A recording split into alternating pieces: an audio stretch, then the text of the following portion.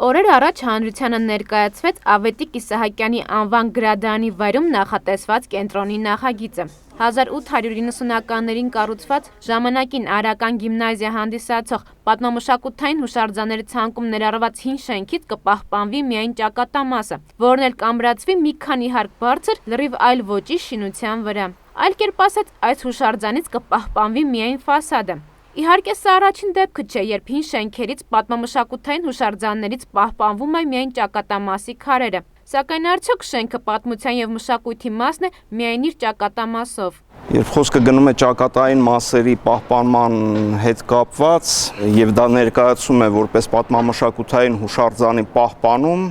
դա ոչ մի կերպ չի կարող տեղավորվել ընդհանրապես տրամաբանության մեջ, ոչ մի դեպքում, նույնիսկ շատ դեպքերում հակառակ ճակատը ամենա տենց մակերեսային թռուցիկ, օրինակ ծածկած շուկայի դեպքում ներսի տարածությունը շատ ավելի կարևոր էր, քան այդ ճակատը կամարով։ Միայն ճակատամասը պահպանելու պրակտիկան ֆասադիզմ է կոչվում։ Թեև հինը նորի վրա ամրացված տարբերակներ կան այլ երկրներում եւս, սակայն հինը պահպանելու այս միջոցը ցանկալի տարբերակ չի համարվում։ Իսկ Երևանում այն կարծես դառնում է պատմամշակութային շենքերը պահպանելու գերակա ուղղություն։ Օրինակ Պուշկինի վրա Թամանյանի նախագծած Այնի շենքը, Աբովյան Պուշկին խաչմերուկում Գաբրիել Գաբրիելյանցի բնակելի տունը եւ այլն։ Կապ չկա այդ երկու մակերեսների միջև, ոճային առումով իրանք չեն փոխկապակցվում եւ ժամանակը նույնպես չի լուծելու այդ հարցը, որովհետեւ վերջին հաշվով այս փոքրիկ մոզաիկ ինկրուստացիան շենքի մեջ ինքը ոչ մի կերպ չի կապվում այն հետևի հատվածում գտնվող շենքի իրական նպատակայնության հետ։ Ճակատ թողնելը դա ամենա հեշտ ու այսինքն քիչ ուղեղի աշխատանք պահանջող ճանապարհն է։ Շատ հեշտ է քանդել, նորը կառուցել, տեխնիկապես է շատ հեշտ։ Պահպանելը կապված է արդեն լրացուցիչ ծախսերի հետ, մտքի աշխատանքի հետ, լրացուցիչ, բայց եւ բերում է ավելի հարուստ հետաքրքիր լուծումների։ Պահպանելով միայն ճակատամասը, թերևս հնարավորություն չի լինում հասկանալու, թե ինչպիսին է եղել իրականում շենքը, ինչ կյանքով է ապրել, ինչ դռներ, պատուհաններ, պատեր է ունեցել։ Կորում են նաեւ հին Երևանի տներին հատուկ ներքին բակերը, փայտե պատշգամբները։ Օրինակ, Արամի 62 հասցեում ժամանակին Ազիզյանների բնակելի տան պահպանված ճակատամասը որևէ ձև հնարավոր չէ նույնացնել նախկին իրական շենքի հետ։ Անհետացել է պատշգամբը, ամբողջությամբ վերափոխվել է ճակատամասը։ Երբ մենք անդրադառնում ենք ընդհանրապես Երևանյան ճարտարապետական ժառանգությանը, հետաքրքիր բան է, խոսում ենք ենթադրենք ճակատների մասին, ոչ ոք չի խոսում օրինակի համար դռների լուսամուտների մասին, տեսեք, դեռևս պահպանվել են քաղաքում արժեքավոր էլեմենտներ են, դետալը, որը առաջինն է ենթարկվում զոհողության։ Հիմնականում շատ մեխանիկական է դա արվում, այսինքն դա ոնց որ ապլիկացիայի նման, ինչ որ ուրիշ մի մարմին կպնում է ավելի մեծ մարմնի վրա։ Չգիտեմ, կարող է մեկը նման մի օրինակ լիներ, մի կերպ ուտվեր, բայց երբ որ դա դառնում է արդեն մեթոդ, չեմ կարծում, որ դա ինչ-որ գեղագիտական արժեք ունի։ Ճարտարապետի խոսքով Երևանում հինը պահպանելու հակառակ պրակտիկանել է գոյություն ունեցել, երբ հին շենքի վրա շապիկ են հագցրել։ Օրինակ Փոստի շենքը Հանրապետության հրապարակի իրականում երկու շենքից է բաղկացած, որը միացված է կամարով, բայց շատերը նույնիսկ տեղյակ չեն ու չեն նկատի, կամ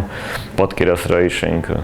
Արսեն Կարապետյանը համոզված է, եթե խնդիրը դրված լինի, կգտնվեն այն մասնագետները, որոնք կկարողանան առավել ընդունելի լուծումներ գտնել։ Եթե հասարակությունը չունի ձևավորված պատկերացում, ինչ միջավայրում է ուզում ապրել, բնական է արդեն աշխատում են կոնկրետ այդ պատվիրատուի շահերը, որը ուզում է արագ մի բան անի ու ազատվի այդ բեռից,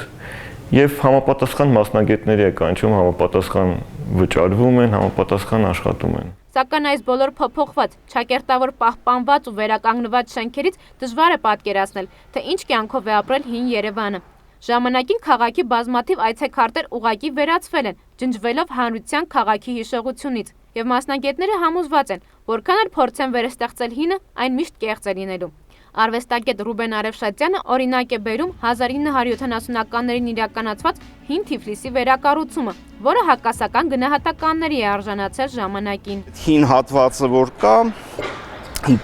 որը որ վերականգնվեց, նրա դիմաց 2-3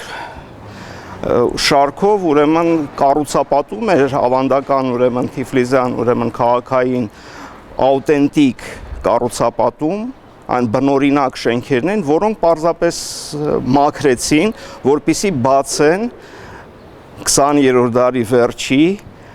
վրացի ճարտարապետների տեսակետից պատմական Թիֆլիսի պատկերը։ Ռուբեն Արևշատյանի խոսքով մինչ օրս վերակառուցված հատվածը պահպանել է թատերական բնույթը եւ տարբերվում է Թիֆլիսի ավանդական հին հատվածից, չնայած վրացի մասնագետները մանրակրկիտ էին արել գործը, վերականգնելով նաեւ ներքին տարածությունները։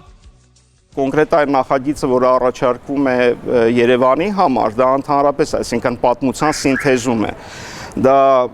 պատմության ստեղծում է, որը իրականում զուտ ունի, այդպես ասած, ճակատային, ֆասադային բնույթ, թաթերային բնույթ, որը որևիցե կերպով չի անդրադառնում շենքերի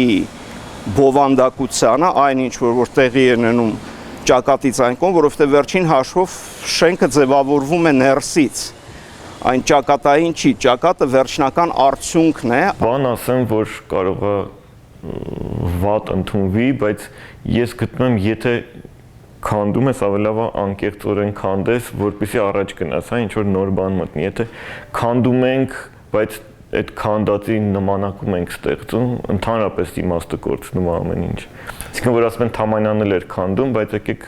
առաջինը դա մեթոդ չի, որ պետք է կրկնենք, երկրորդն էլ նպատակները քանդելու շատ տարբեր են։ Եթե մենք քանդում ենք ու առաջ չենք գնում, ապա ինչու՞ է իմաստը։ Երևանում մեկը մյուսի հետևից քանդվում են հին շենքերը, որոնց շատերը Սառա են անվանում։ Էքսկավատորների հարվածներից վերանում է հին քաղաքը, մնալով լավագույն դեպքում շենքերի ֆասադներում։